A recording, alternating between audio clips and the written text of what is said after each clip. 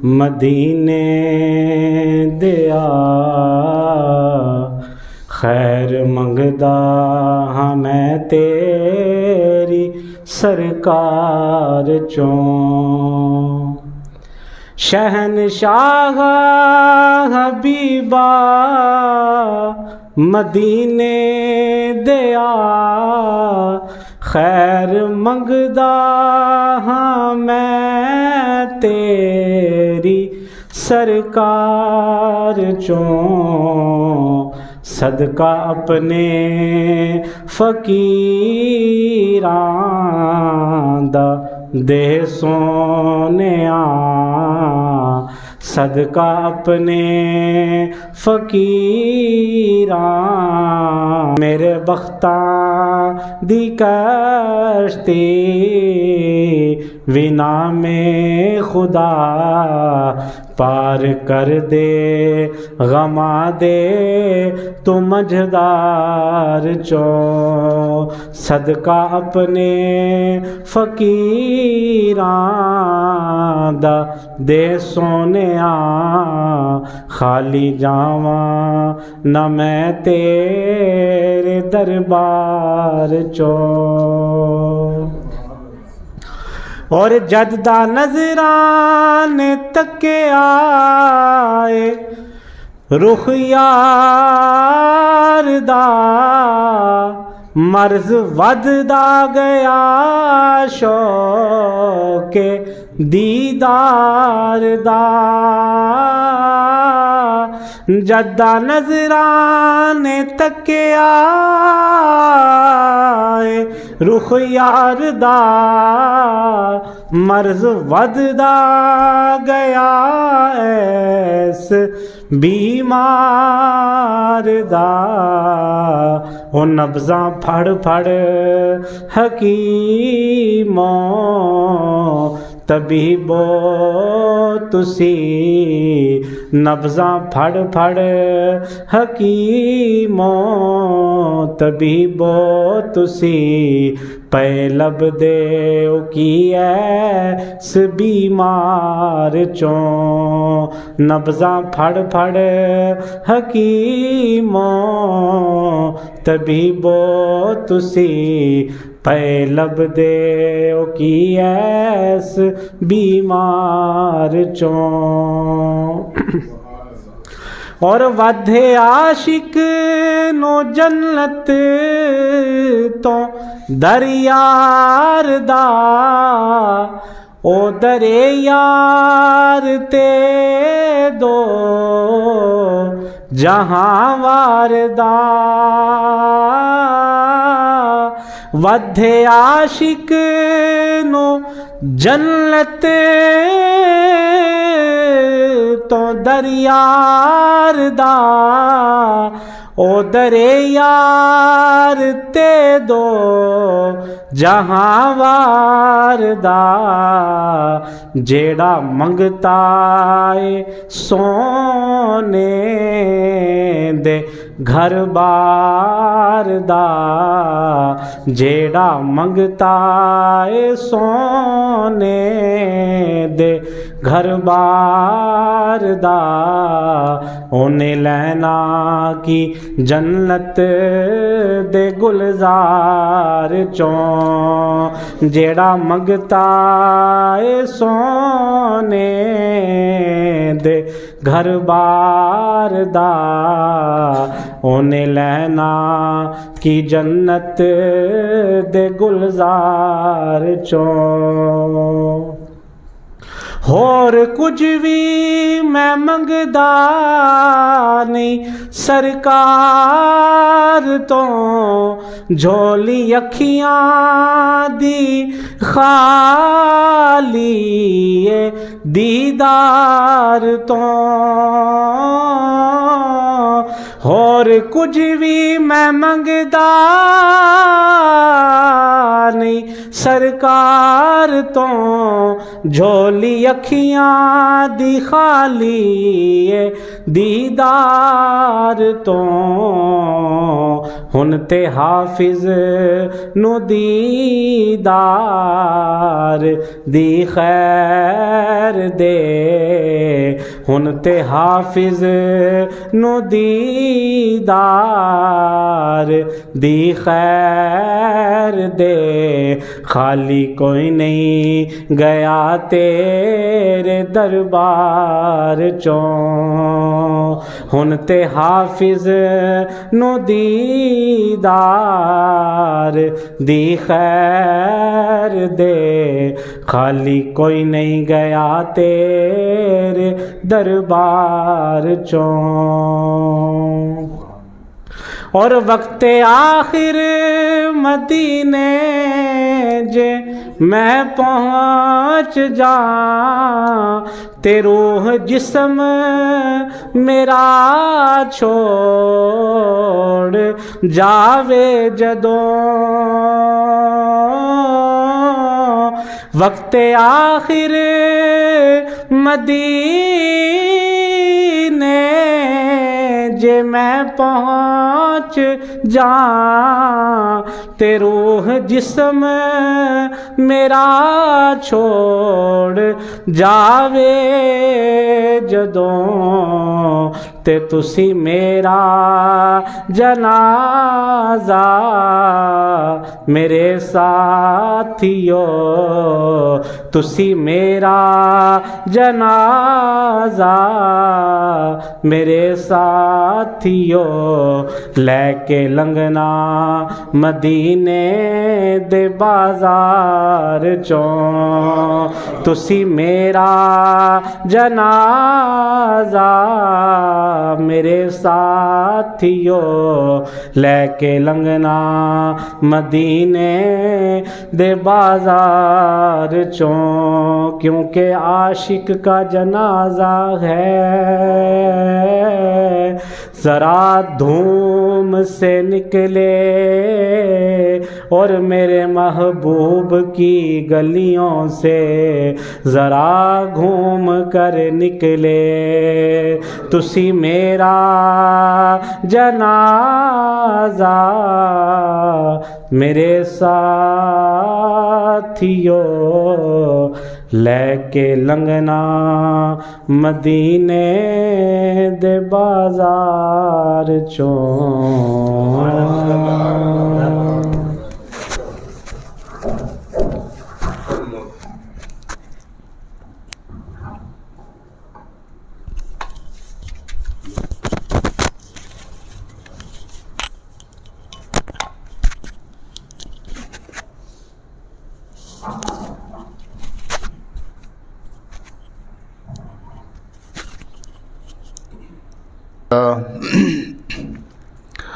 الحمد لله رب العالمين والعاقبة للمتقين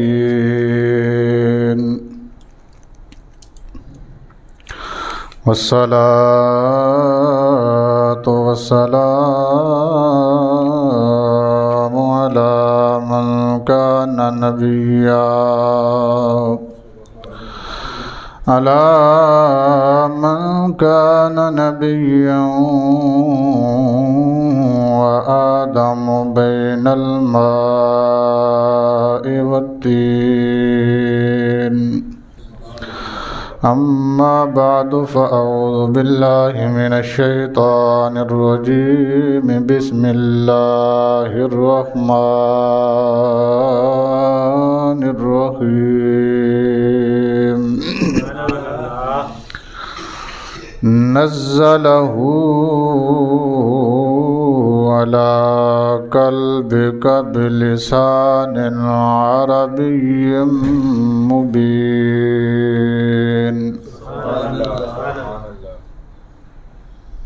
وكذلك لنثبت على فؤادك وقال تعالى وقاف والقرآن المجيد بل عجبوا أن جاءهم منذر منهم فقال الكافرون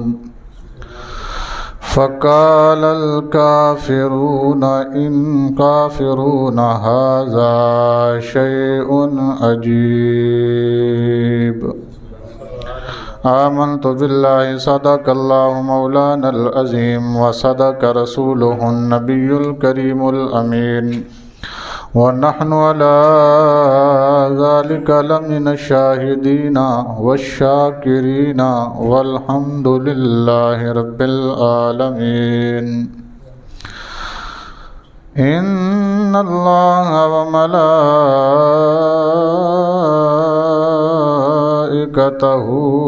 يصلون على النبي يا أيها الذين آمنوا صلوا عليه وسلموا تسليما الصلاة والسلام عليك يا سيدي يا رسول الله وعلى آلك وأصحابك يا سيدي يا حبيب الله الصلاة والسلام عليك يا سيدي يا رحمة للعالمين وعلى آلك وأصحابك يا سيدي يا خاتم النبيين.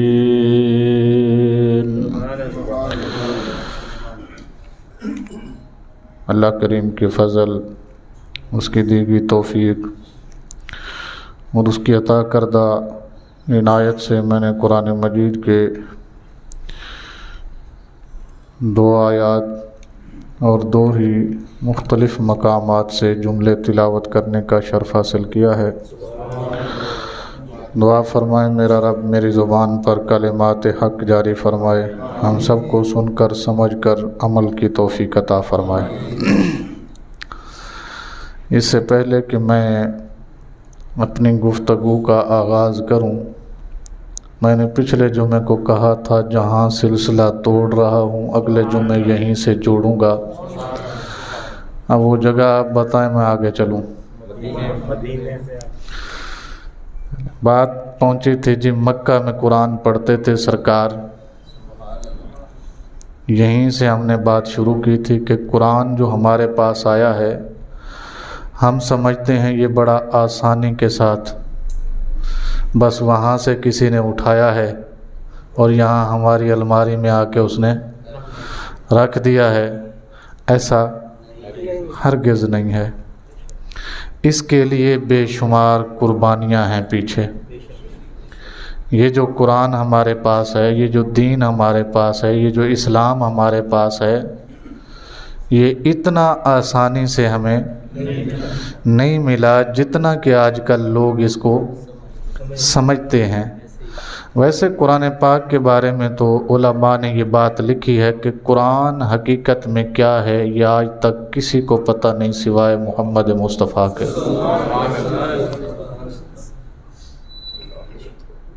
یہ علماء نے لکھ دیا ہے قرآن کے متعلق کہ قرآن کیا ہے یہ کسی کو نہیں پتہ. اس کا مقام کیا ہے، اس کا مرتبہ کیا ہے، یہ صرف کملی والا جانتا ہے. اس لیے قرآن پاک میں بے شمار آیات ایسی ہیں ہمارے گھر کے اندر، ہماری دکان کے اندر لگی ہوتی ہیں، اسے کہتے ہیں لوح قرآنی. کیا کہتے ہیں؟ لوگوں نے ان کو اکٹھا کر کے دکان میں لگا دیا، مکان میں لگا دیا، دفتر میں چپکا دیا، گاڑی میں ان کو سجا دیا، پر پتہ کسی کو بھی نہیں ہے یہ ہے کیا.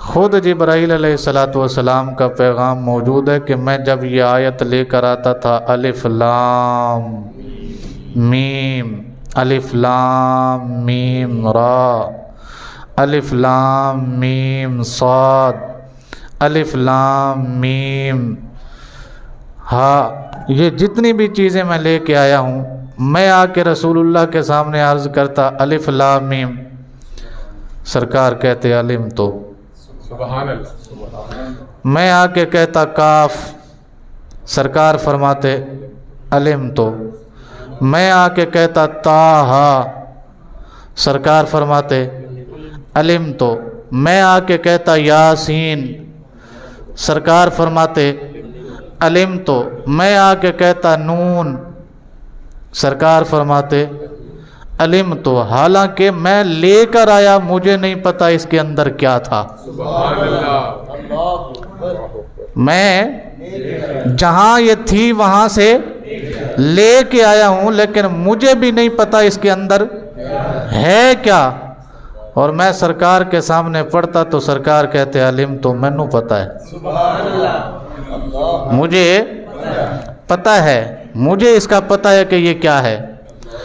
اسی لیے علماء کرام نے، میں نے آپ کو پہلے بھی کئی دفعہ شاید بتایا ہے کہ بہت سارے علماء ہیں جہاں پہ آپ دیکھیں گے قرآن پاک کے ترجمے کرنے والے مترجم، میں مسالک کی بحث سے نکل کے بات کر رہا ہوں، جس عالم نے بھی ترجمہ کیا ہے الف لام میم کے نیچے اس نے الف لام میم ہی لکھا ہے، آپ اس کا ترجمہ نہیں دیکھیں گے، تاہا کے نیچے اس نے تاہا ہی لکھا ہے، یاسین کے نیچے اس نے یاسین ہی لکھا ہے، اور کاف کے نیچے اس نے کاف ہی لکھا ہے، نون کے نیچے اس نے نون ہی لکھا ہے، کسی نے نہیں بتایا اس کے اندر، کیونکہ سرکار نے کسی کو بتایا ہی نہیں کہ یہ کیا ہے، سرکار نے کسی کو بتایا ہی نہیں کہ اس کے اندر کیا ہے۔ بہرحال ایک بات ہے، ایک بات ہے، وہ یہ ہے علماء نے لکھا ہے جس سورت کے شروع میں حروف آ جائیں ایسے جن کو مقطعات کہتے ہیں، الف لام میم آ جائے، الف لام را آ جائے، الف لام میم صاد آ جائے، تاسین آ جائے، تاسین میم آ جائے، کاف ہا یا عین صاد آ جائے، تاہا آ جائے، یاسین آ جائے، نون آ جائے، کاف آ جائے، جن کے شروع میں حروف مقطعات میں سے کوئی ایک حرف آتا ہے، اس صورت کے اندر رب اپنا سارا خزانہ چھپاتا ہے۔ جس صورت کے شروع میں یہ لفظ آتا ہے اس کے اندر اللہ پورا خزانہ چھپاتا ہے، ہمیں پتہ ہی نہیں ہے کیونکہ کسی کو بتایا ہی نہیں گیا کہ اس کے اندر ہے کیا۔ بعض علماء نے باتیں کی ہیں ایسے، وہ تخیلاتی ہیں، جنہوں نے کہا ہے جناب اس کا ترجمہ یہ بھی ہو سکتا ہے، اس کا ترجمہ یہ بھی ہو سکتا ہے، اس کا ترجمہ یہ بھی ہو سکتا ہے، آخر پہ جا کے لکھا ہے تفسیروں میں کہ یہ میں جہاں تک سمجھتا تھا وہ بات کی ہے، حقیقت کیا ہے اللہ و رسولہ عالم، حقیقت وہ ہے جو اللہ اور اس کا رسول جانتا ہے، اور کئیوں نے سیدھا اتھے ہی لکھ دیتا، اوپر الف لام میم لکھا، نیچے لکھا حقیقت اللہ و رسولہ عالم، اللہ جانے یا اللہ کا رسول جانے، انہوں نے کلام ہی نہیں کیا۔ جتنی تفسیریں ہمارے پاس موجود ہیں، اردو کی میں بات کر رہا ہوں، عربی کی نہیں کر رہا، عربی والوں نے تو سیدھا ہی کہا اللہ و رسولہ عالم، اللہ و رسولہ عالم۔ اردو والے جتنے رائٹر تھے ان میں سے چند ایک ہیں جنہوں نے اس پہ کلام کیا ہے، جتنا بھی کلام کیا، 2 صفحے لکھے، 3 لکھے، 5 لکھے، 7 لکھے، آخر پہ جا کے جہاں بات ختم کی وہیں یہ ضرور لکھا اللہ و رسولہ عالم، اللہ جانے یا اللہ کا رسول جانے، اور ساتھ یہ بھی بتایا یہ صرف میری اختراع ہے، میں یہ سمجھتا ہوں، اسے حقیقت کسی کو نہیں پتا کیا ہے اس کے اندر۔ بہرحال میں عرض یہ کر رہا تھا کہ ایک زمانہ یہ ہے، اب قرآن سنانے کے لیے ہم مصلی بچھاتے ہیں، ایک زمانہ یہ ہے کہ قرآن سننے کے لیے ہم اسے ممبر پہ بٹھاتے ہیں جو سنانے آتا ہے، جی ایک زمانہ وہ ہے کہ ہمارا بچہ قرآن پڑھ کے آتا ہے تو ہم اسے پھولوں کے ہار پہناتے ہیں، خوشیاں ہوتی ہیں، لوگ ماں باپ کو مبارک بادیں دیتا ہے۔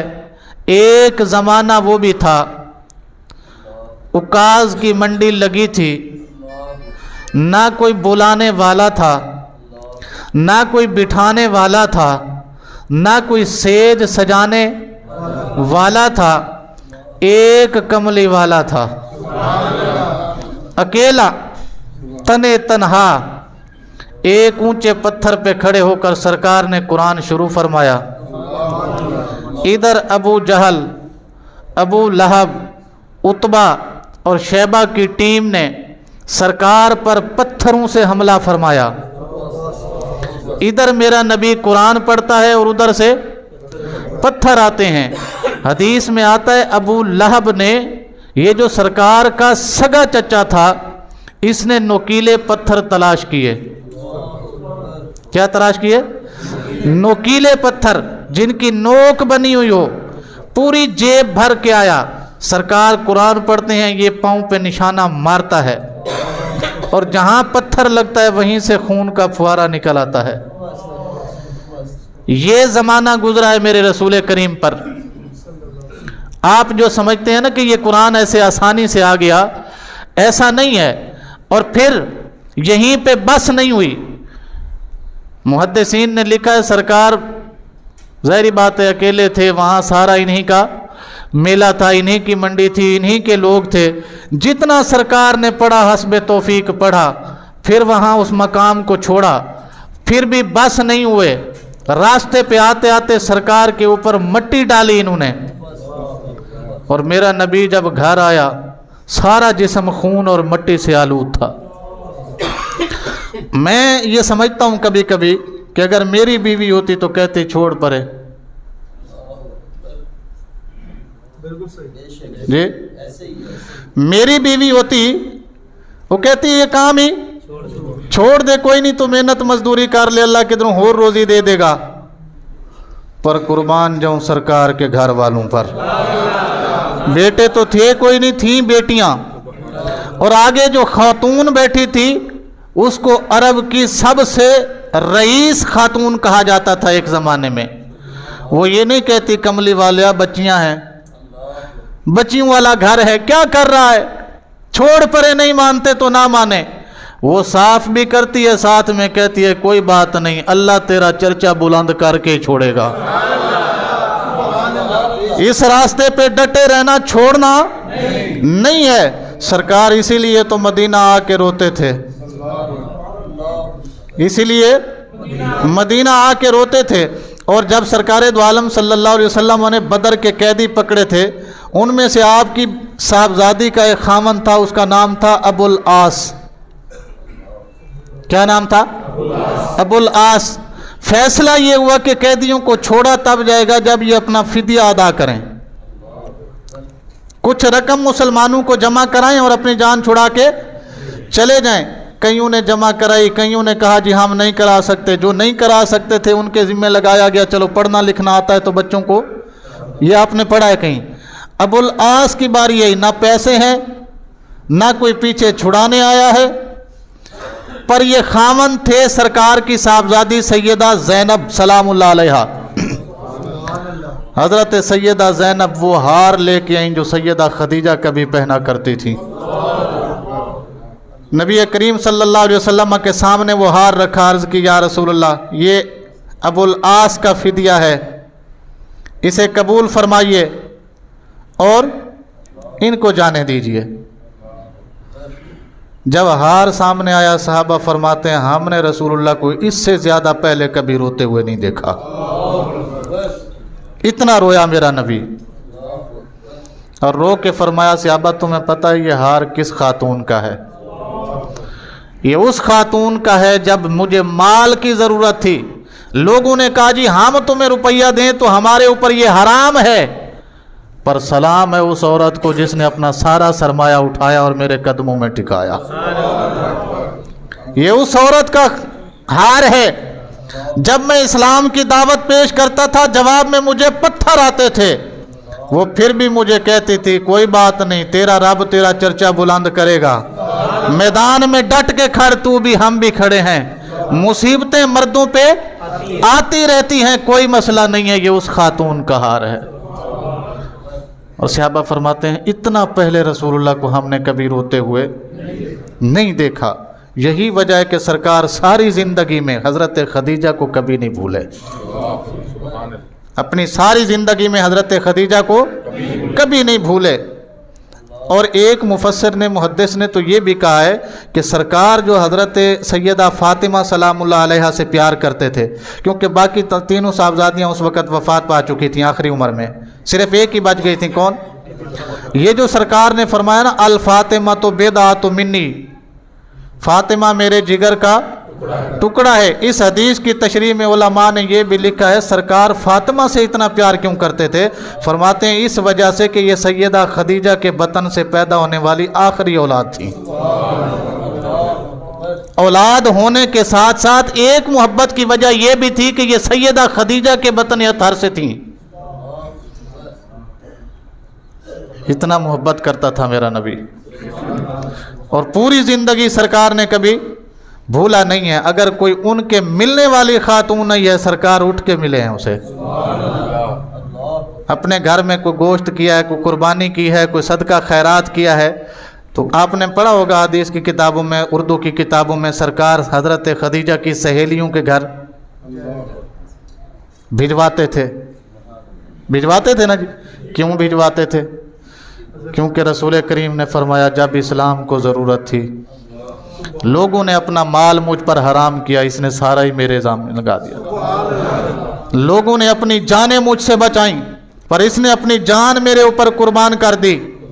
لوگوں نے اپنے ایمان چھپائے، انہوں نے کہا جی اس کے ساتھ چلیں گے تو ایمان برباد ہوگا، پر حضرت خدیجہ پہلی خاتون تھی جس نے کہا یا رسول اللہ باقی کوئی پڑھے نہ پڑھے، مینوں تے پڑھاؤ نہ کلمہ جی۔ تو سرکار آئے گھر، ہماری بیوی ہوتی کسی بھی مولوی کی، آج کے کسی بھی سیٹھ کی بیوی ہوتی، اور گھر میں صرف بچیاں ہوتی 4، گھر میں کیا ہوتی؟ 4 بچیاں اور 1 بیوی، تو ہمیں کیا کہا جاتا؟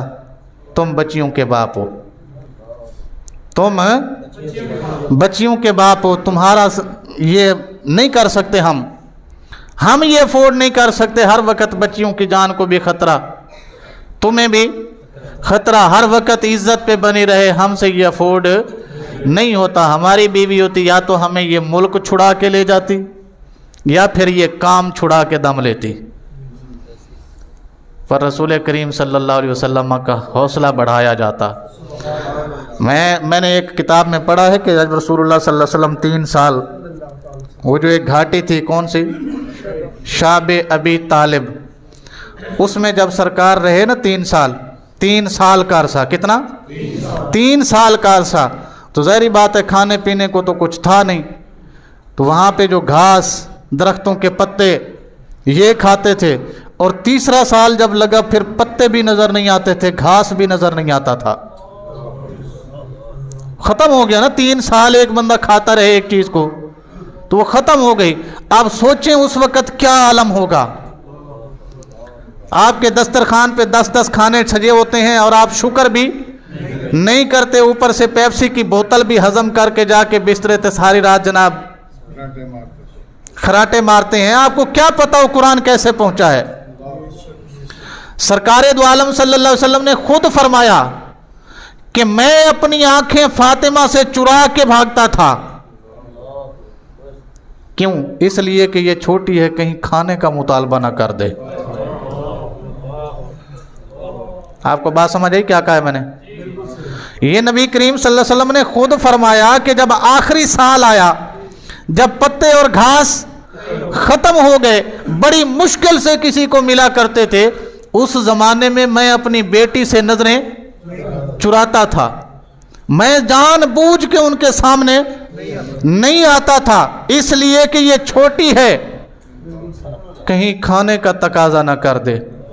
اگر اس نے کر دیا، میں باپ ہوں، کیسے برداشت کر پاؤں گا؟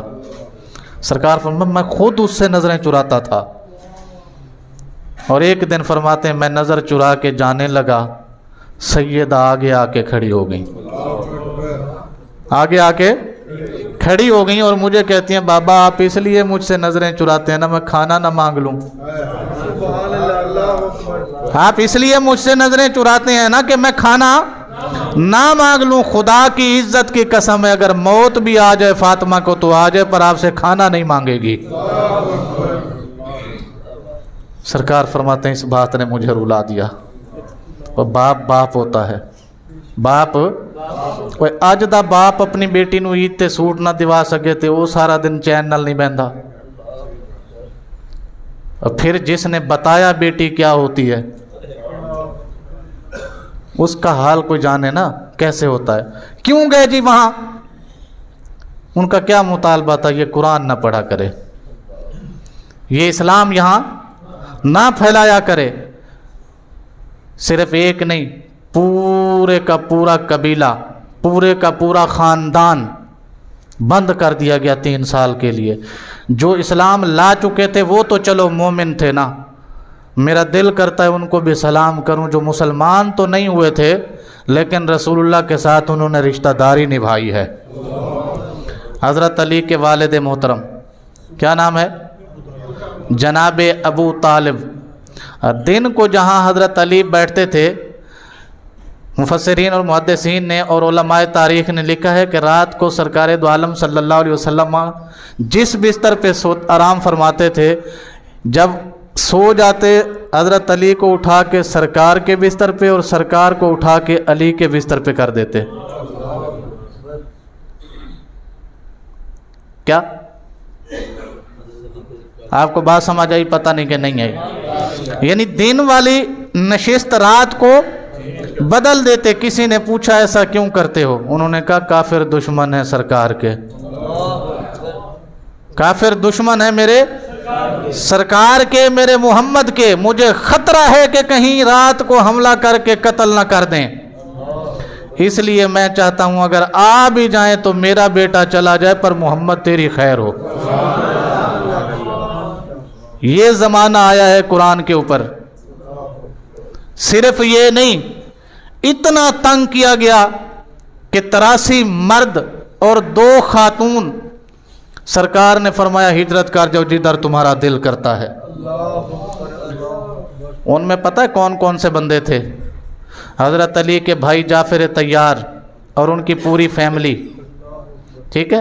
اسی طرح حضرت عثمان غنی بھی اس میں شامل تھے، خود سرکار کی بیٹی حضرت سیدہ رقیہ سلام اللہ علیہا وہ بھی اس قافلے میں کیا تھیں؟ شامل تھیں۔ اور پھر کیسے چلے جناب؟ سمندروں سے گزر گئے، حبشہ پہنچ گئے، اور قرآن پڑھنے والوں کا پیچھا وہاں بھی نہیں چھوڑا گیا۔ کافروں نے وہاں بندے بھیجے تھے نا، ان کے وزیروں مشیروں کو جا کے رشوتیں دیں، جناب یہ بڑے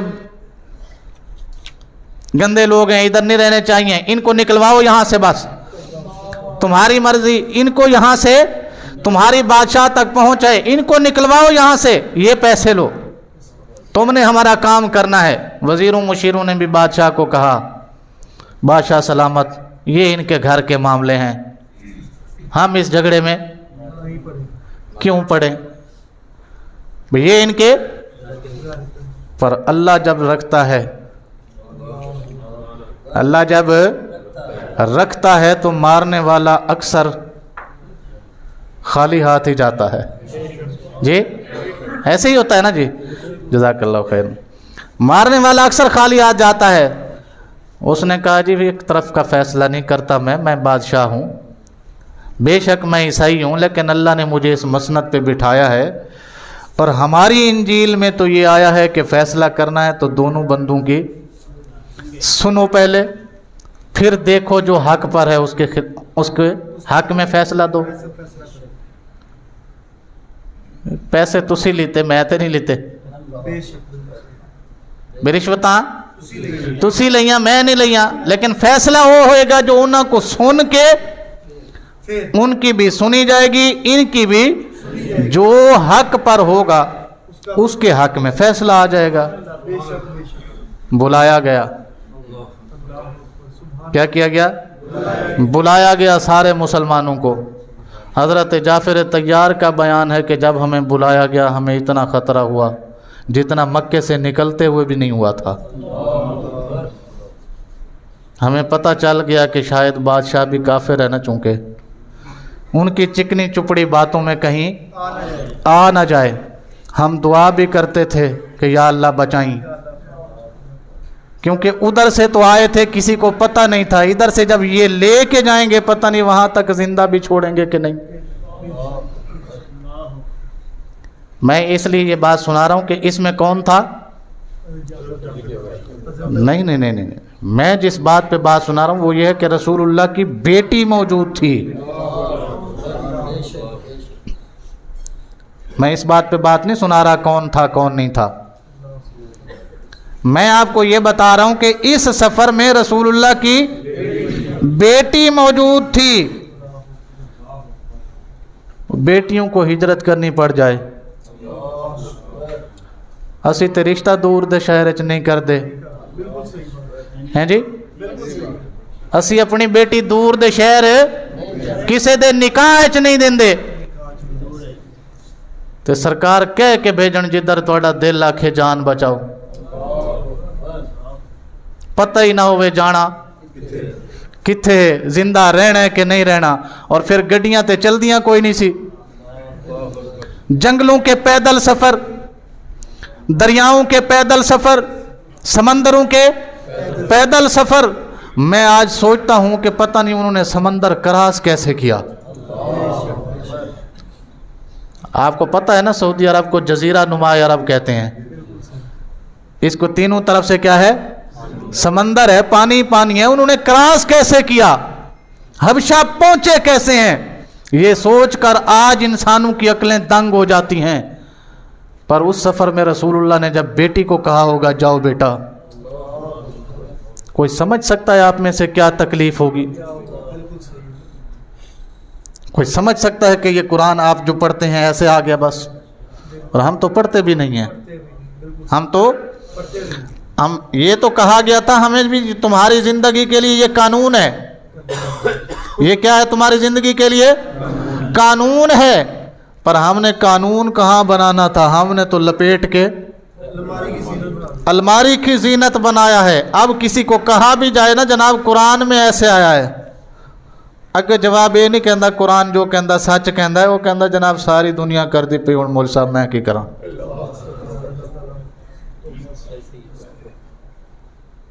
گل سمجھ آ رہی کہ نہیں آ رہی؟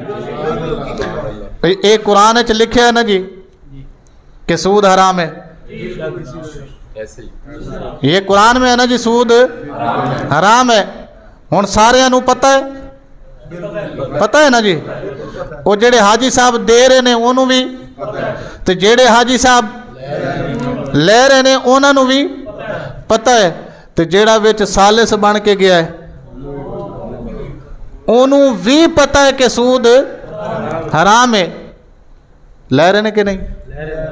انہوں نے کیا جاوے جناب حرام ہے تے اگے جواب کی آندا ہے؟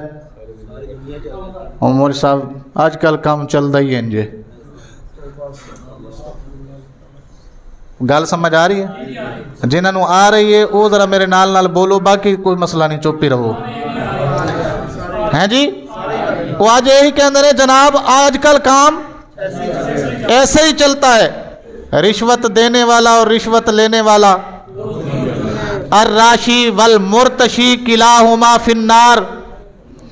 جنہیں دتی او بھی جہنمی، جنہیں لیتی او بھی جہنمی. اے سرکار دا فرمان نہیں ہے؟ اے حرام نہیں ہے؟ لین والے نو بھی پتہ ہے حرام ہے، دین والے نو بھی پتہ ہے حرام ہے. ہن وہ کہندا جی اس گناہ تو بھی نکلنا ہے، اس گناہ تو بھی نکلنا ہے، لہذا اینو رشوت کہنا ہی نہیں ہے، اینو کہنا چاہ پانی.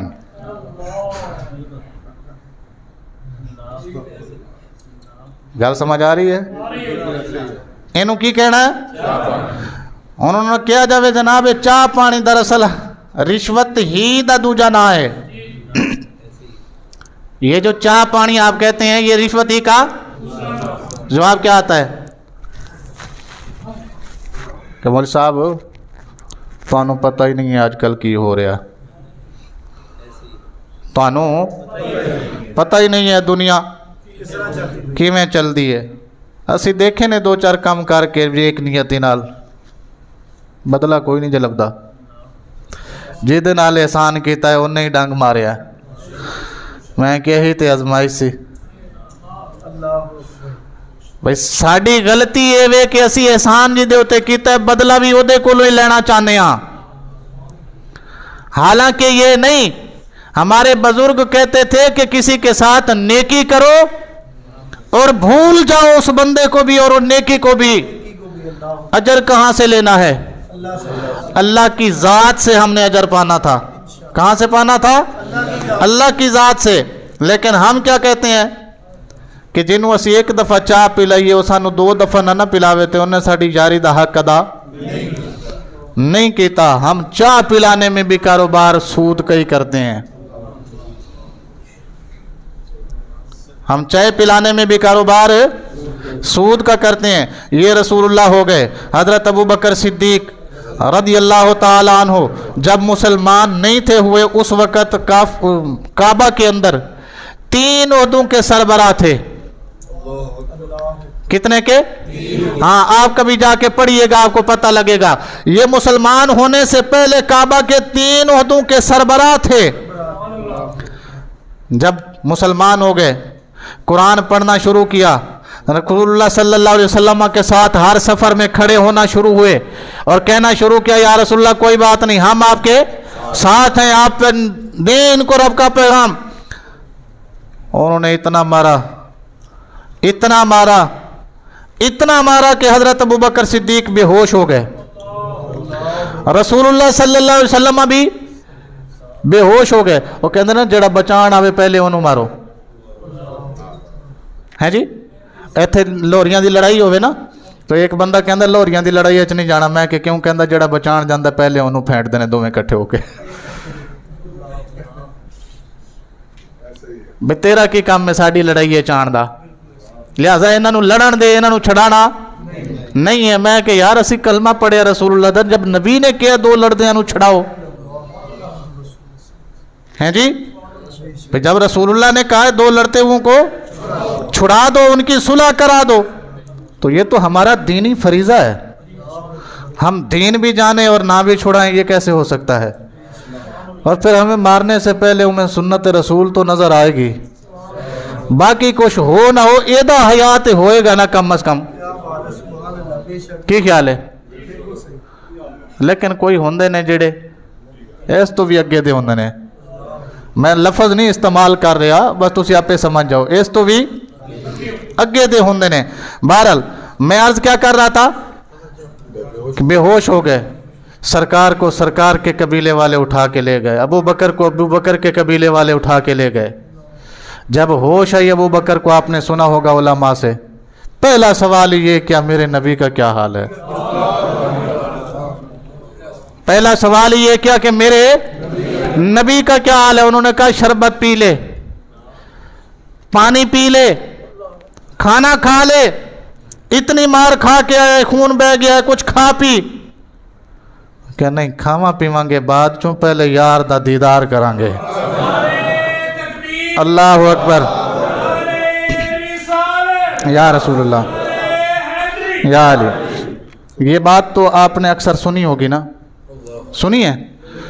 جب یہ واقعہ ہو چکا نا جی، انہوں نے پہلے کہا جی یہ عہدہ واپس کر دو، اب تم ہو گئے ہو، اونچی بولو، اب تم مسلمان ہو گئے ہو، یہ عہدہ واپس کر دو۔ کچھ دن گزرے پھر آ گئے، وہ عہدہ بھی واپس کر دو۔ کچھ دن گزرے پھر آ گئے، انہوں نے کہا وہ عہدہ بھی واپس کر دو۔ انہوں نے کہا جی اس عہدے کا تعلق اسلام یا مسلمان کے ساتھ تو ہے کوئی نہیں، عہدہ سی سکا کا، پانی پلانے والوں کا، حجاج کرام کو جو پانی پلاتے ہیں، بھئی اس میں کافر اور مسلمان کا کیا تعلق ہے؟ پانی پلانا ہے نا، تو پانی تم بھی پلاتے ہو، پانی میں بھی پلاتا ہوں، اس کا تعلق تو کوئی کفر اور اسلام سے ہے ہی نہیں ہے، یہ تو خدمت ہے لوگوں کی۔ ना इसमें से कोई पैसे मिलते हैं, ना मेरे पास कोई इसका बजट आता है, लिहाजा पानी मैं पिलाऊंगा, तुमसे जो होता है कर लो। उन्होंने कहा ना, ए काम अगे जड़ा उन्होंने लफज बोलिया ना, वो लफज तुहानू सुनाना है। उन्हें आख्या ये ओहदे इज्जतदारां वास्ते ने, ये ओहदे इज्जतदारां वास्ते ने, लिहाजा तुसी हो गए मुसलमान, तुहाडी ते इज्जत रही कोई नहीं। तुसी की हो गए हो? तुहाडी इज्जत। ए जदों कहा गया ना, अबू बकर नूं इत्थे दर्द होया। किथे? इत्थे जदों दर्द होया ना, ते अल्लाह ने जिब्राइल नूं आख्या एक आयत कुरान दी लै जा,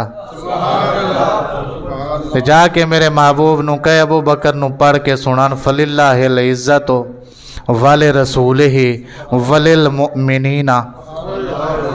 इज्जत या ते अल्लाह दी है, या अल्लाह दे रसूल दी है, या फिर ईमान लियाण वालियां वास्ते है। बाकियां दा इज्जत नाल केड़ा काम है? बाकियां दा इज्जत नाल इज्जत किहदी है? अल्लाह दी है। अल्लाह तो बाद अल्लाह दे रसूल दी है, ते रसूल तो बाद उन्हां दी है जिन्हां ने रसूल उत्ते जाना माल कुर्बान कर दिते।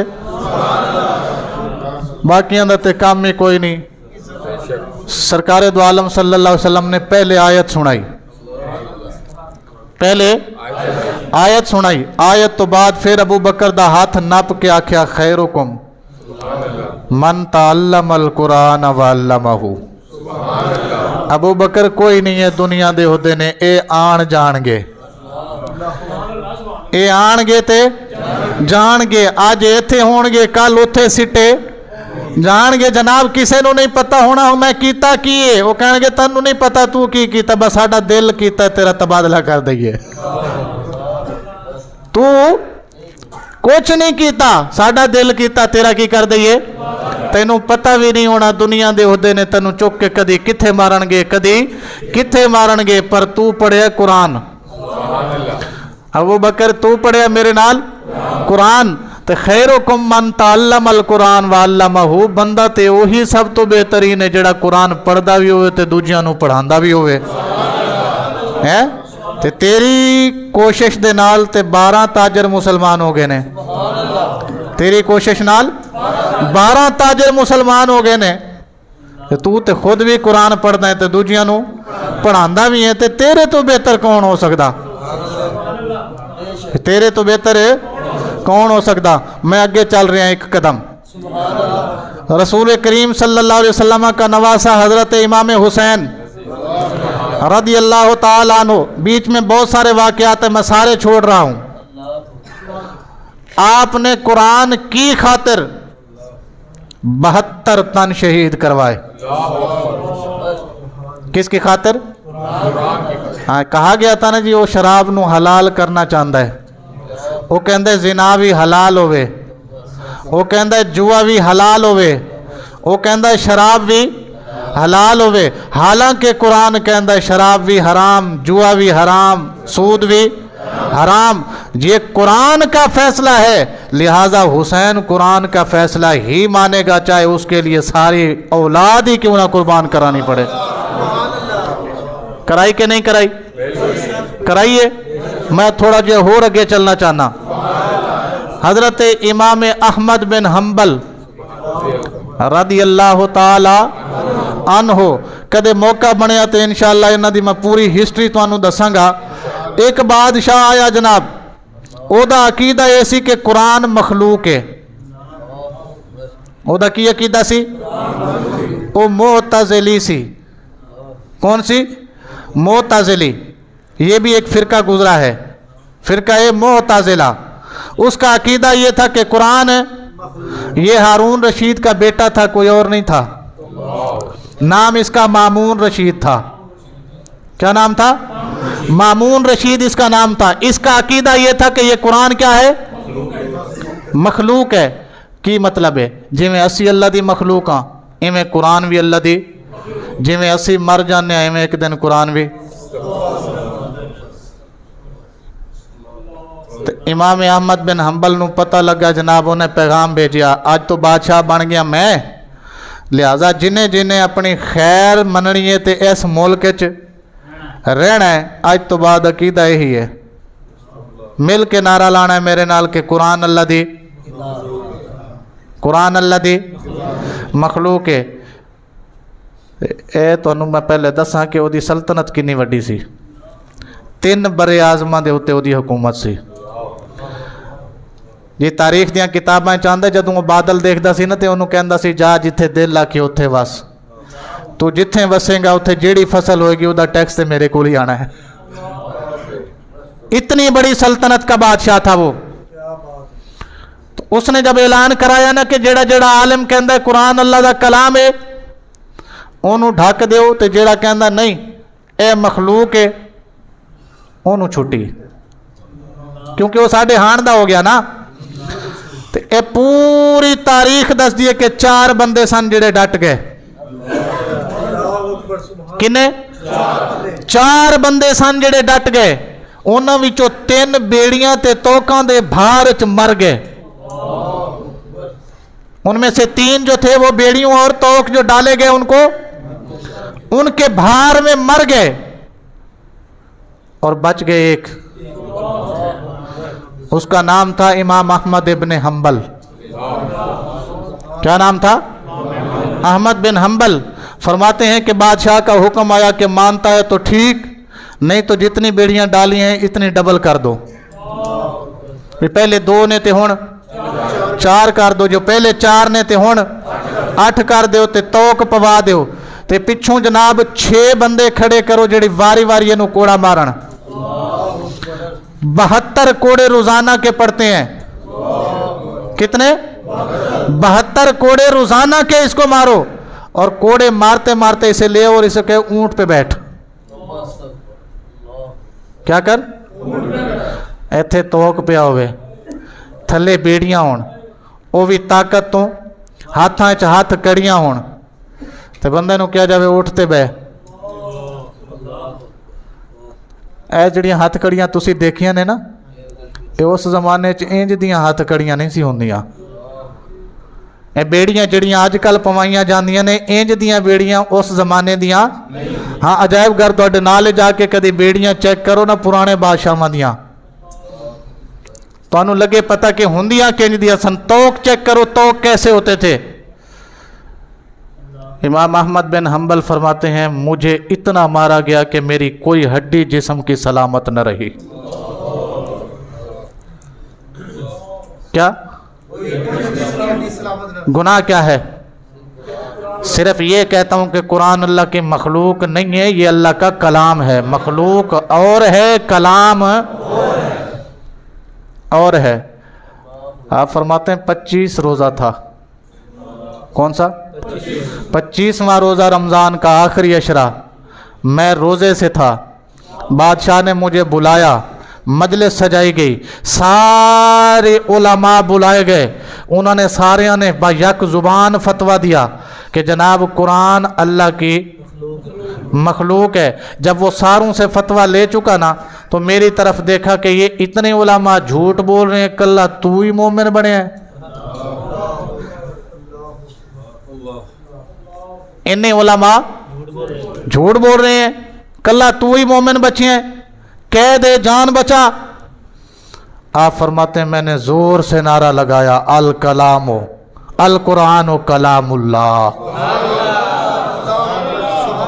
اور میری گل وہی ہے، تینوں سمجھ آوے تے بھاویں نہ آوے، تو مینوں 300,000 علماء نہ دکھا، مینوں قرآن دکھا، قرآن چ لکھیا نا کہ یہ کلام اللہ ہے۔ رسول اللہ نے فرما دیتا کہ اللہ دا کلام ہے، پھر میں تیری بک بک کیوں سنا تے تیرے عالمہ دی کیوں سنا؟ بس ایک کہن دی دیر سی انہاں کہ جناب مار دیو، کی کرو؟ مار دیو۔ نالے کو دسی چیف جسٹس انہیں کیا بادشاہ انہوں ماری نہ نہیں تے ہیرو بن جائے گا، انہوں ماری نہ نہیں تے انہیں ہیرو بن جانا ہے۔ تو امام احمد بن حنبل کہتے ہیں اس نے مجھے جان سے مارنے سے منع کیا، باقی اس نے کہا اس کے جسم کی کوئی ہڈی سلامت نہ رہے۔ اس نے مجھے توڑ تاڑ کے رکھ دیا سارا روزے کے ساتھ، اور پھر مجھے پانی پیش کیا گیا، شربت پیش کیا گیا کہ پیو، میں نے کہا نہیں میں روزے سے ہوں، میں روزے سے ہوں۔ آپ سمجھ سکتے ہیں کہ آج کا روزہ کیا ہے، اور امام احمد بن حنبل اتنے بھرے بازار میں کھڑا ہوا ہے بادشاہ کے سامنے، روزے سے ہے اور اتنی مار کھا رہا ہے۔ فرماتے ہیں کوئی ہڈی میرے جسم کی سلامت نہیں رہی، بس انہوں نے مجھے اتنا مارا کہ میں بے ہوش ہو گیا۔ جیسے ہی میں بے ہوش ہوا، اے خواجہ نظام الدین محبوب جان دے ہو کس، انہوں نے لکھیا کہ جناب امام احمد بن حنبل کو اس عرصے دے وچ جیڑا انہوں نے آکھیا قرآن اللہ دی مخلوق ہے، اے اللہ دی مخلوق نہیں بلکہ اللہ دا کلام ہے، اس عرصے دے اتے جنہ پہرا امام احمد بن حنبل نے دیتا ہے نا، اس عرصے دے وچ 500 دفعہ اللہ دا دیدار کیتا۔ کنی دفعہ؟ 500 دفعہ دیدار ہویا کیدا؟ اللہ تعالیٰ دا دیدار ہویا۔ تو امام احمد بن حنبل کہندے نے میں رب نو آکھیا ربا یہ تیری عجیب ونڈے ہیں، میں تیرے قرآن دا پیرا دے رہی ہیں، تو منو کٹوائی جا رہے ہیں، ادھروں کٹوا کے جدوں بے ہوش کرانا ہے پھر ملن چلا آنا ہے۔ تو اللہ نے آگے آکھیا احمد بن حنبل ہم اپنوں سے ہی امتحان لیتے ہیں، غیروں سے کب کوئی حجت کرتا ہے، تو ہے جو ہمارا اپنا، آزمائش بھی ہم نے تیری کرنی ہے، تو جو کہتا ہے تو میرا ہے، یہ تو آزمائش ہے، باقی رہ گیا تو کہتا ہے تو میرا ہے تو میں بھی تو تیرا ہوں، آ نہیں گیا تجھ سے ملنے کے لیے۔ اللہ اکبر، یا رسول اللہ صلی اللہ علیہ وسلم، یا علی انشاءاللہ۔ امام احمد بن حنبل رضی اللہ تعالیٰ عنہ کو 500 بار دیدار ہوا۔ میں آخری بات کر رہا ہوں جی، ٹائم ختم ہو گیا ہے۔ اب یہ سارا منظر ہو چکا، رسول اللہ صلی اللہ علیہ وسلم خواب میں آئے امام شافعی کے، کس کے؟ امام شافعی کے، اور رسول اللہ صلی اللہ علیہ وسلم نے فرمایا شافعی احمد بن حنبل کو جا کے میرا سلام کہو۔ امام شافعی وہ بندہ ہے کہ ایک مسئلہ قرآن سے ڈھونڈنے کے لیے 300 بار قرآن پڑھتے ہیں، ایک مسئلہ ڈھونڈنے کے لیے کتنی بار؟ 300 بار قرآن پاک کو پڑھنے والی شخصیت کا نام امام شافعی ہے، اور یہ اسی دن پیدا ہوئے جس دن ابو حنیفہ اس دنیا سے جا رہے تھے۔ ایک امام جا رہا تھا، دوسرا امام آ رہا تھا۔ ان کو سرکار نے فرمایا کہ احمد بن حنبل کو میرا سلام کہنا۔ آپ کسی مصروفیت میں تھے، آپ نے اپنے مدرسے کے سب سے بڑے عالم کو بلایا اور بلا کے ایک رکا لکھا، لکھ کے فرمایا جاؤ احمد بن حنبل کو دے آؤ۔ کیا؟ احمد بن حنبل کو دے آؤ۔ وہ خط آیا امام احمد بن حنبل کے پاس، آپ نے پڑھا، اوپر لکھا تھا تمہیں رسول اللہ سلام کہتے ہیں، نیچے لکھا تھا امام شافعی۔